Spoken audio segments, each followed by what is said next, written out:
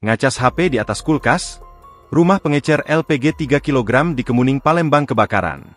Kebakaran menghanguskan rumah di Lorong Lomba Jaya 3, Kelurahan 20 Ilir D2, Kemuning, Palembang, Rabu, 18 Juni 2025, sekitar pukul 9.20 waktu Indonesia Barat. Rumah itu dihuni oleh Mulyadi, 60, dan Siti, 60, pasangan lansia yang sehari-harinya menjual LPG 3 kg eceran. Selain itu, mereka juga memproduksi pempek untuk dijual sendiri dengan berkeliling dan diedarkan ke warung. Tak ada korban jiwa sebab penghuni rumah sedang tidak ada di rumah, tetapi semua barang-barang tidak ada yang bisa diselamatkan. Diperkirakan kerugian senilai puluhan juta rupiah. Ami, 46, salah satu tetangga korban mengatakan saat kejadian pasutri itu sudah pergi meninggalkan rumah.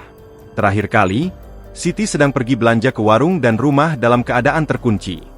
Api belum tahu penyebabnya, namun Siti yang kini masih syok mengaku kalau posisi listrik dan kompor sudah mati. Sebelum meninggalkan rumah, Siti mencharger handphone yang diletakkan di atas kulkas. Kalau cerita ibu Siti, kompor sudah dimatikannya. Terus listrik juga sudah dimatikan. Tapi dia katanya ngecas handphone di atas kulkas, posisi kulkas sudah dicabut, katanya. Saat api menyala, Amik mendengar beberapa kali letusan di dalam rumah tersebut, yang diduga berasal dari tabung gas LPG. Siti syok dan tak kuasa menangis ketika melihat rumah yang ia tinggali sudah hangus terbakar tak bersisa bersama dengan barang-barang yang di dalamnya.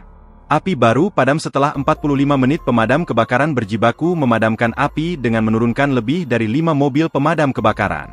Kapolsek Kemuning AKP Jailili mengatakan, dari keterangan korban sebelum meninggalkan rumah ia sempat mencharger handphone di atas kulkas. Dari peristiwa kebakaran tersebut kerugian korban diperkirakan mencapai 150 juta rupiah sebab ada sekitar 20 tabung gas LPG 3 kg beserta semua perabotan korban.